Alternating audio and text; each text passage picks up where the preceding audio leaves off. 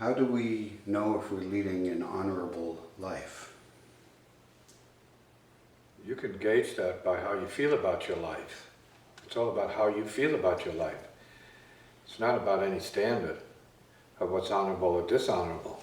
See? Because you speak about freedom and liberation, and yet your questions beg for structure. See? And freedom and liberation is all about structure, which is the paradoxical fact of it. See? You don't have one without the other. See? And so if you speak in terms of floating around and not knowing what's going on, and everything is so good, see, so easy, then we have to say, well, is that good? Is that honorable? Floating around in your life as if everything is just so easy. There's nothing to say about it, see. One has to then bring in an intelligence of, well, are we caring enough about anything? Is there something we could be caring about actually? See, enlightenment, or if there is such a thing, see, awakening, it's really about caring. And it's primarily about caring for other people more than yourself, and how you feel and how you don't feel and how you look and how you don't look. So it's really about not so much personal feeling, it's about impersonal feeling right from the get-go. So that's the easiest way to gauge what you're doing or not doing. That could be either low standard or high standard. Is it impersonal enough, or is it just personal? You're just liking your own feelings. If you're liking your own feelings, there's nothing spiritual about that at all.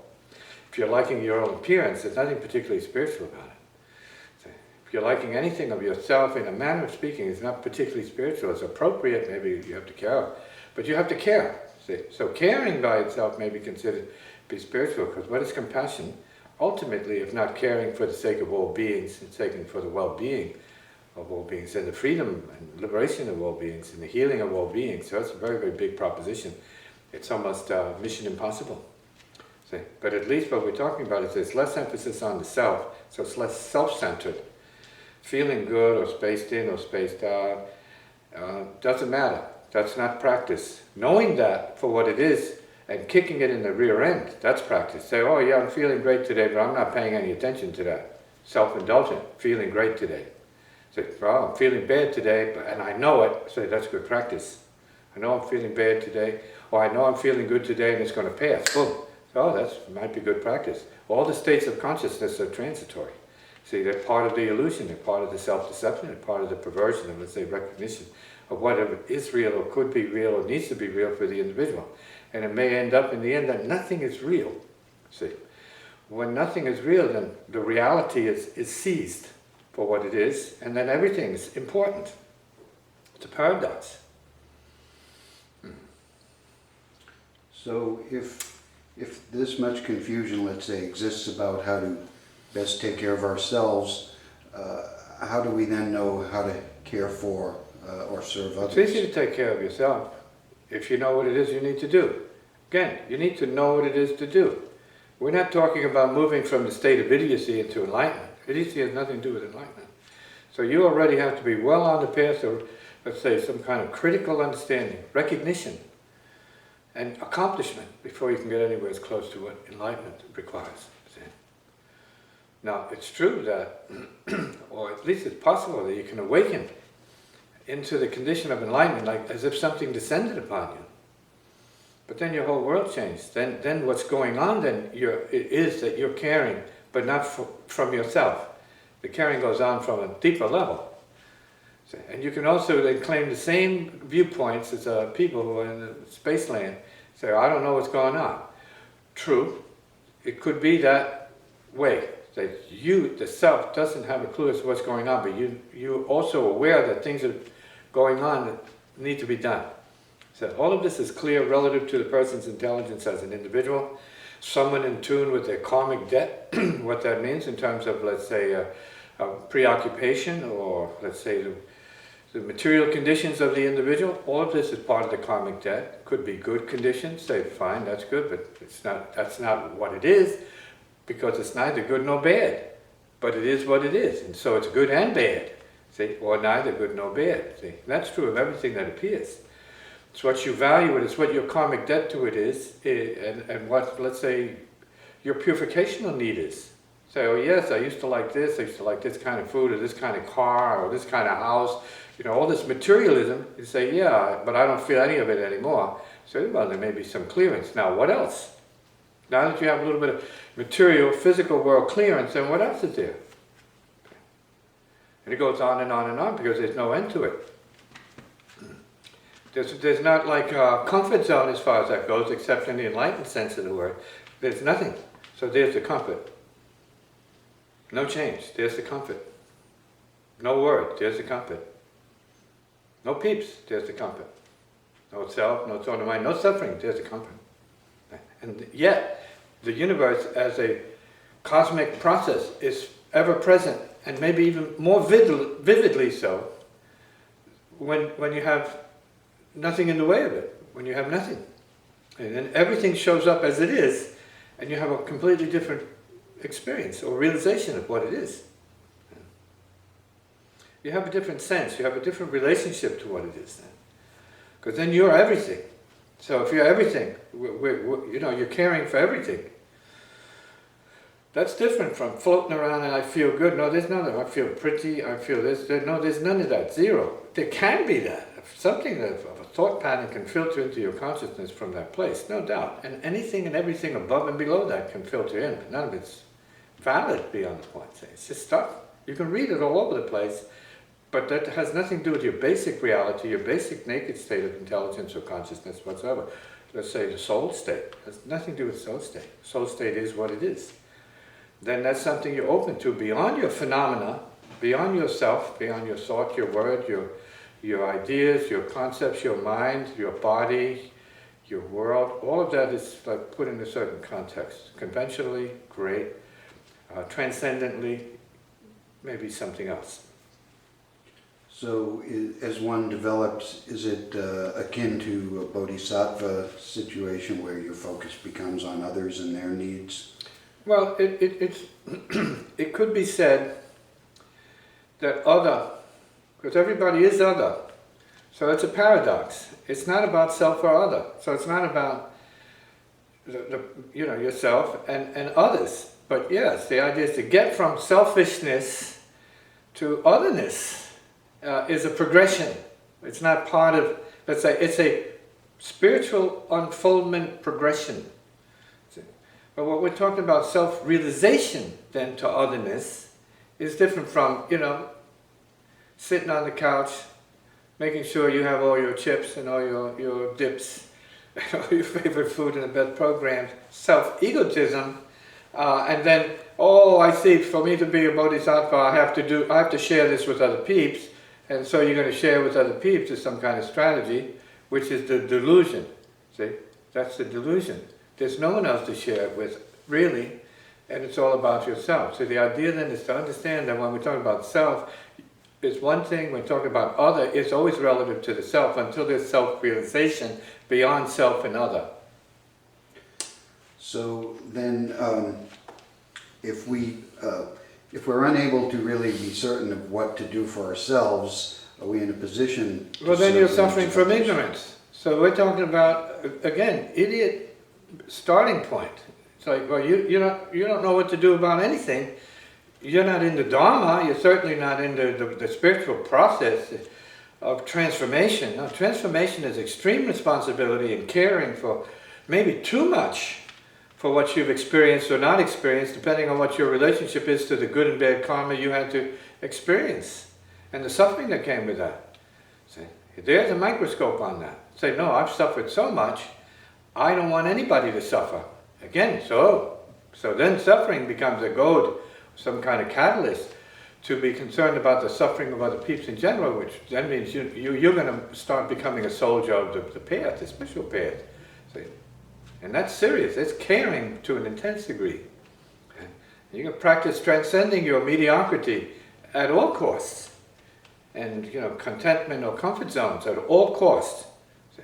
And then they say there's some fire there, but saying that you don't feel this or you don't know where you're going with. That's not what the path is about. That's what a stage of, let's say, complacency might be, but that's not what we're talking about. There is none of that in my playing. There's none of that in the teachings. given here. There's nothing that in my relating to other peeps. It's all about caring, real intense caring, that people feel encouraged to do the right thing for themselves by way of recognizing how they create their own barriers, their own problems, their own obstructions, their own, say, pitfalls, their own darkness, their own emotional sort of caverns or caves of despair, and that they also have the ability to recreate that and make it more, let's say, if they care enough, brilliant, bright, say, aware, awake, so to speak. So if our suffering leads to our growth and development, why would we... It can. No, there's no logic there. It can. You have to listen carefully.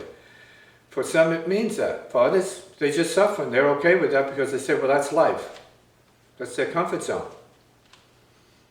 And they feel that's all there is because that's all they experience, which is not true. Absolutely, it is true relatively. So you have people that don't care because they just care about what they're experiencing. And that's not enough. That's not intelligence that is creative in the ways that, let's say, the spiritual path requires of us to use intelligence in order to get beyond our so-called conditions in a recreative sense, transformational sense. Say, no, we have to see ourselves as master. See, that means beyond suffering and doing more for other peeps, in control of the obstacles, not being prey to the obstacles or victims of the obstacles of body, mind, and suffering as such. We have to see that we are not that, but we have to experience that. But at the same time see beyond that, which is kind of a paradox, see your nothingness, see your non-beingness in what you're being or karmically determined to be, and that you are accepting. It's either something inherited or something you became aware of and started to assume yourself by association with other people who are into the same things or different things, and you're competing with other peeps. All of this is part of the karmic programming that has to be seen as wood for the fire. You need to get beyond that. So there's no comfort zone except the burn. Burn is the only acceptable comfort zone. So do our attempts to relieve the suffering of others sometimes create more suffering for them? What has been the case for you? I've seen both. Sometimes a good deed creates more problems, or a good intention creates more problems. Sometimes it doesn't. So. You have your answer. Okay. Sometimes it is, sometimes it isn't. That's part of it. Sometimes one is, sometimes one isn't. That's part of this process. The is and the isn't. But the impetus to serve should stay constant in spite of It depends on results. what we understand as service. So if we're talking about, you mentioned the word bodhisattva, that's a being, let us say, hypothetically, theoretically, who's serving not so much from themselves with self-realization, they're serving as something beyond themselves.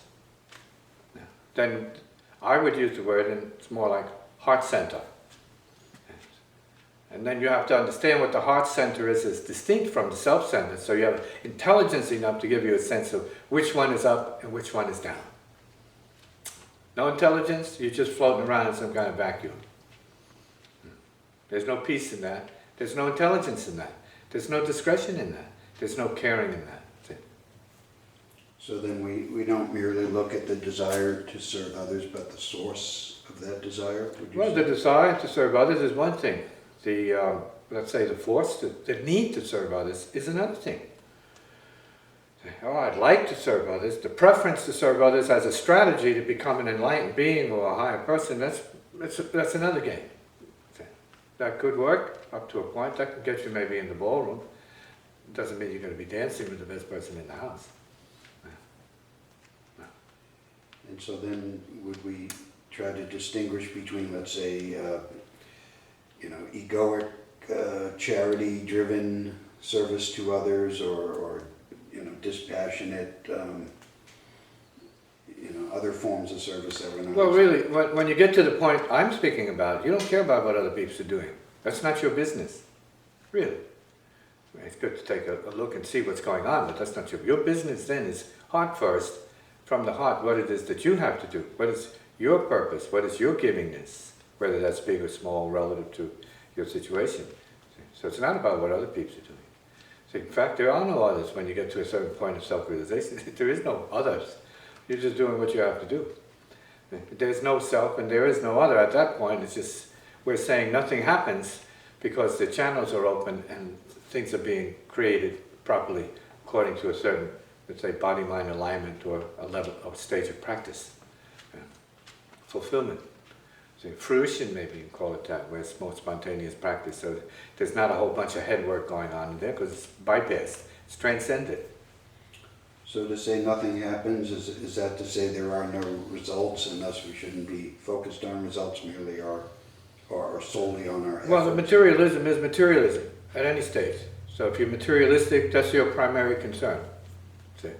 Calculation. If you're spiritual in the sense, so you're not concerned about that. Doesn't mean you're not money smart, doesn't mean you're not a business person, you can be the best in the world. But you're not concerned about certain things because we're talking then about the path of the masters being on the outflow. That's it. So you can call that what you want in terms of, well, not caring about the results. Well, we know the results are there. So when the rain falls, you have the results. When the wind blows, the results are there. The results are part of the whole process. Yeah. So the seeding is part of the results. And then you know that it's self-sustaining, it's self-creating, and it's, in a manner of speaking, self-arising. So you don't get caught up in the politics of beginning and endings necessarily, unless it's something you got to do in terms of your business. Then that's what you give your attention to, if that's what it is. But then that's not being concerned about the results. It's more or less being responsible for a process that ends up in giving and helping and saving other people, or yourself for that matter. So in, let's say, serving others, do we sometimes also serve our ego or ourself? Only before self-realization. Before self-realization, just to use a word, it's mystical kind of language, I guess, then it's about yourself, and then it's about others. You know, self-consciously about yourself, self-consciously about others. It's not like sprung of itself. You haven't arrived at that level where you know beyond your own knowing. So when you get to knowing beyond knowing, then you don't have any questions about what it is. There are none, because it's self-evident. So then no questions arise. You can still have questions, but not about that. Can you know beyond knowing and not know that you're knowing beyond knowing? That's not really a question.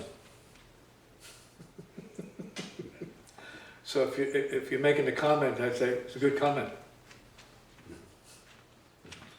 So any way you look at it, you have to know. You have to know that you don't know, and you have to know that you don't know is a knowing, and you have to know that your knowing is also a not knowing at the same time, depending on your level of self-consciousness or self-realization.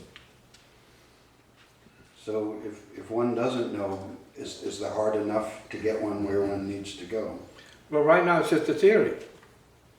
As a conversation, we have to trust that we get to the heart place. See? And the heart place is actually similar to what was said earlier about not knowing what's going on. It's like, it's just happening. It is a just happening, but it's conscious. It's awakened just happening, self-realized just happening, and not theoretical just happening, that really shows up as not true in fact. It's not just happening. You're seeing the just happening, but you're also not being the just happening by nature of conversation and other things that would indicate that there's theory, still theory, but not realization exactly arising. It's not transcendent, just rising. So that suggests that we're, let's say, a bag of parts. Some parts get it, some parts don't. Some are observing, some are participating. You know, some people do, some people don't. You can call it what you want. That's part of it, right? Seeing that there's something to get beyond is part of it, and you have to get beyond all of it. You have to get beyond all seeing, all hearing, you know, all smelling, all tasting, and all touching all together. In a manner of speaking, it's a paradox. And for someone trying to go through this process without... Good luck. I'll even worse, without the participation of a master to guide them. I mean, it's like... Or even a friend, not even a master. Forget about a master, just a friend that understands what it is. See? Just a friend, a helper, an associate, a kind person. just a kind person. Or a ferry boatman. You've heard in traditions, you have a ferry boatman, a person that's guarding the bridge or something. Almost like a non-existing being, but they have their little job, which is to help other people cross the bridge, see? The chasm. That's it. I mean, teacher is helping the person, other peeps cross the chasm. See? So it's said in the I Ching, crossing the great waters. Huge undertaking. And everybody has to cross the great waters. Everybody's here to cross from birth to life. The great waters there. You have to wake up in the morning, try and get back to the same bed in the evening. At the great waters there, you have to cross the day, the night. You have to cross too. When you go to bed, you want to make sure that you wake up in the morning, you know, able to continue your work here. So you have the great waters of the unconscious you have to cross. All of these are important factors for people who are not even on the path, just learning to deal with themselves and what their limitations are, what their responsibilities are, or basically what human nature is, you know, being a human.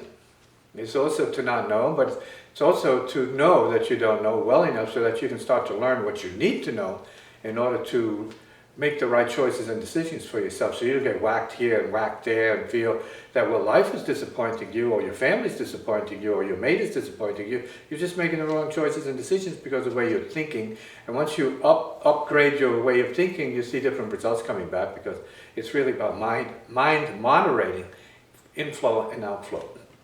Thought controlled inflow and outflow. In other words, the electromagnetic nature of consciousness.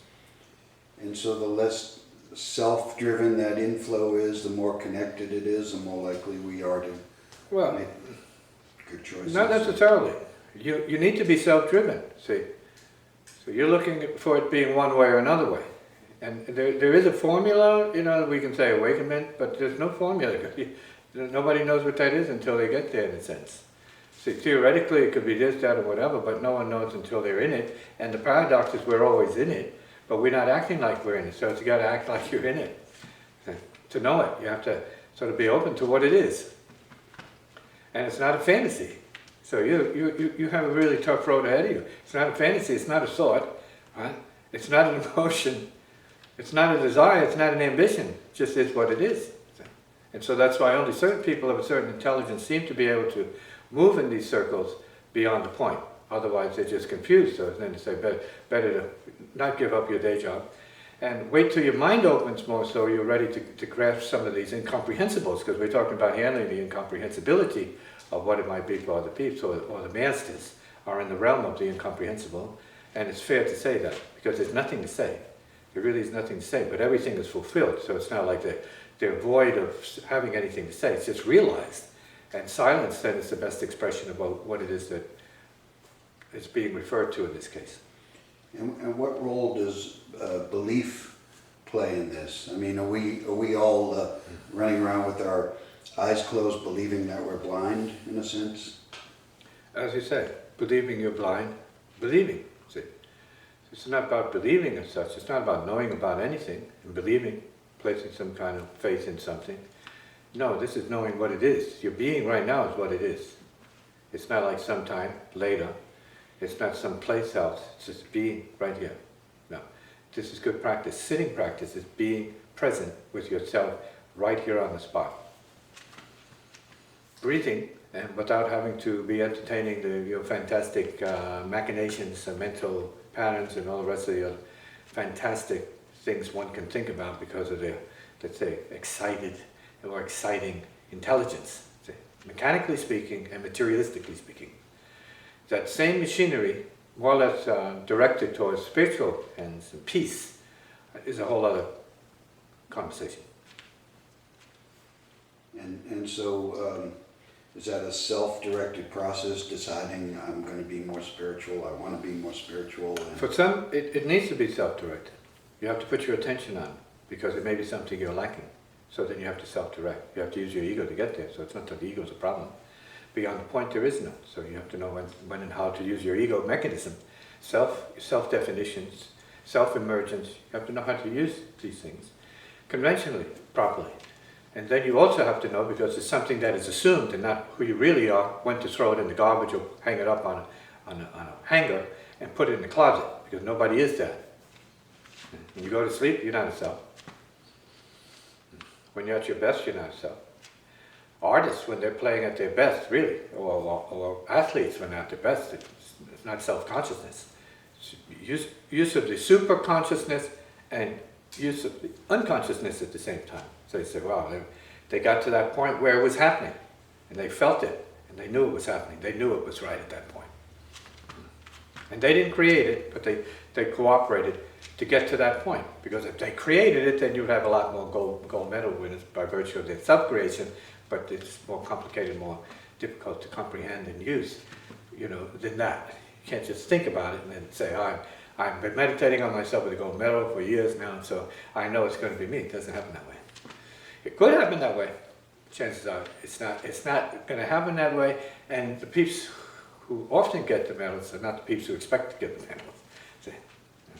But they happen to let go. So when they let go completely and forget about who's getting any medals and give themselves 100% to what it is, their performance is, or what their act is, or what their particular event is, they may be able to get it. Depends. So there's an openness that is implied in this to transcend yourself, to going beyond. In fact, when we're talking about Olympians, it's good because they're doing what they're doing to die. So it's do or die. They don't care if they die in the process, they just love doing it. That's a good example for the badness that we're talking about in terms of the creative implications of, let's say, transcending self, thought, mind, word, world, and everything else. Body. While we're sitting, doing it right now. As we speak, it's already done.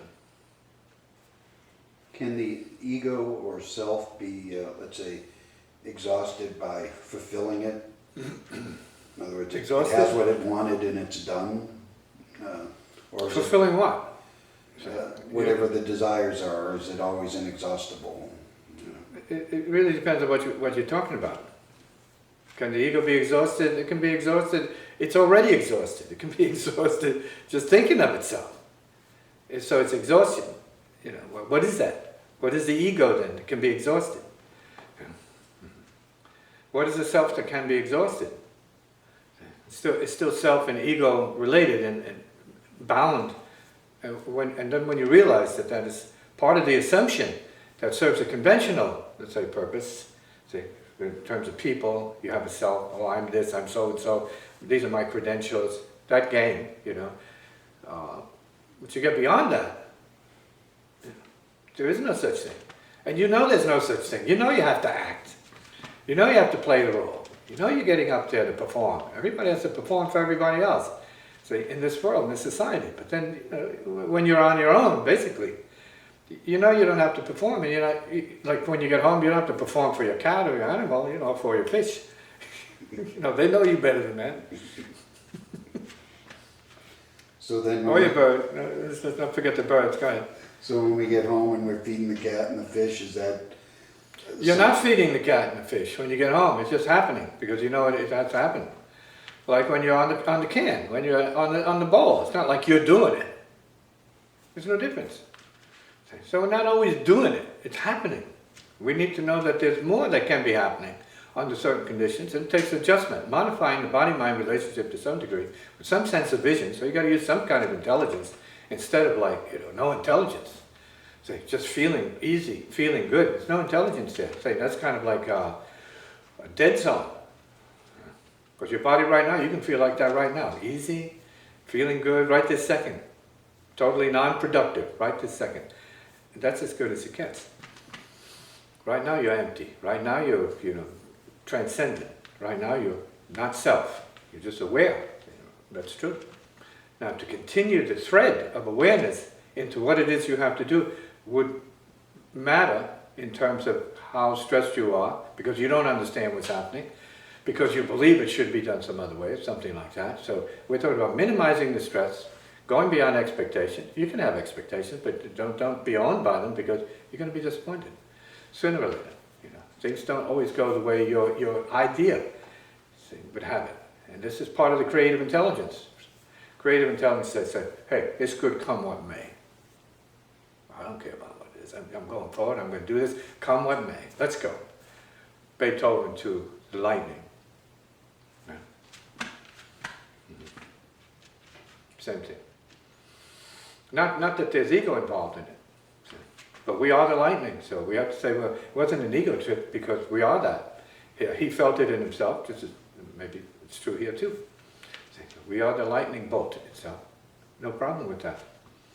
You have to take what comes with that if in fact that's true.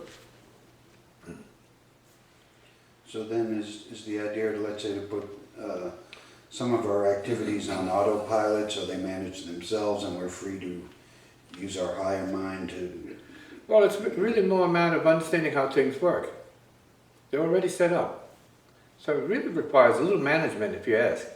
Infinitely less anxiety about certain things once you understand the limitations and the parameters of what it is that you're doing. Whether that's going to the market or going to the PO or whatever. Required less stress, infinitely less stress than we have, because we're continually meditating on garbage anyway and everybody else's stresses. That's where the stress is coming from, not from what you got to do in all cases. If you got to lift a car, well then you got to deal with the stress of that. Okay. And that's specific. Thinking about it is going to be stressful, and that's also very factual. So what you think about is going to stress you.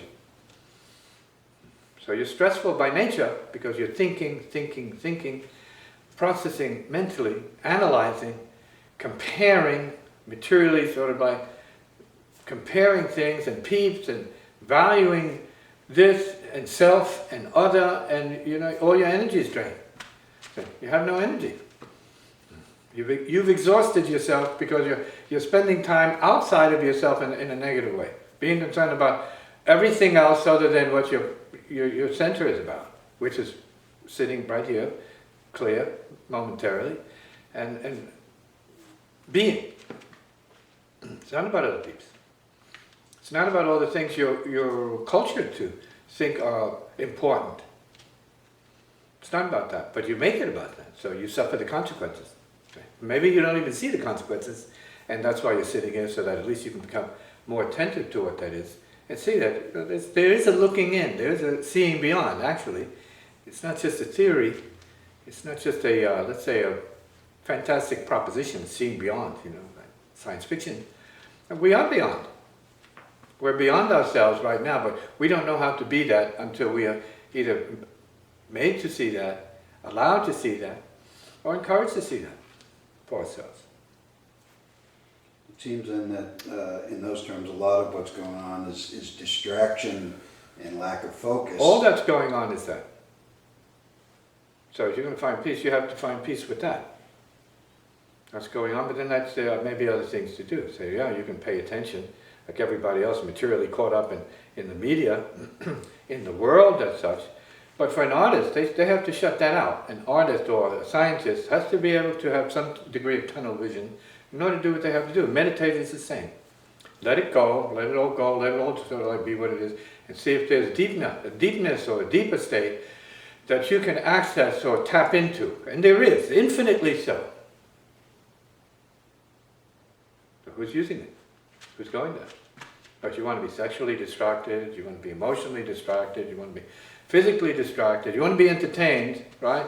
So that your mind is sort of satisfied because you're seeing and you're judging and carrying on with this kind of like madness of being a self that is like whatever it is, connoisseur of things, expert and whatever. And your life, your real inner life is the risk. See, it's the cost. Because none of that matters. No one cares. Only yourself cares about that. No one else matters about it. Who cares for that? So it seems like a lot of it is in terms of our machinery and then applying that machinery to... Your machinery using you. You are the slave of your machinery. And then when the crisis of, let's say, redirection or reorientation shows up, then you say, I don't need to do this. I need to do this. Less. And that's when you're talking less that, then it's more of something else, because that's nature, the balancing, the trade-off. Come on, less that, then something else. Less distraction, maybe more focus on something that's more important than all the garbage you're distracted by. And which amounts to nothing but information, no realization, see? No penetration, see? No liberation. So it's up to you, the individual, to decide how to best use what it is that you care about. Being or you care about knowing.